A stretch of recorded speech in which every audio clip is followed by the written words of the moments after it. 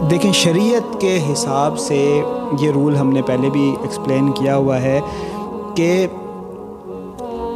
نکاح جو ہے وہ لڑکی اور لڑکے کے درمیان ہے. لڑکی اور لڑکے نے ایجاب و قبول کرنا ہے. اگر لڑکی اور لڑکا ایک دوسرے کو پسند کرتے ہیں تو وہ نکاح ہو جاتا ہے، لیکن آپ صلی اللہ علیہ وسلم کی حدیث ہے کہ ولی کے بغیر کوئی نکاح نہیں ہے.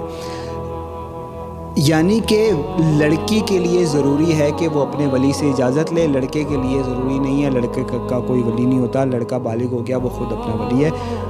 اب اگر لڑکی ولی سے اجازت لے رہی ہے اور ولی بلا وجہ رکاوٹ بن رہا ہے تو پھر اب وہ ولی زیادہ سختی کر رہا ہے، بات نہیں مان رہا، تو اب لڑکی جسے چاہے اپنا ولی مقرر کر لے. والد کی جگہ چچا کو کر لے، چچا کی جگہ دادا کو کر لے، دادا کی جگہ کسی اور کو کر لے، امی کو کر لے، پھپھو کو کر لے، خالہ کو کر لے، وہ اس کا نکاح کروا دے.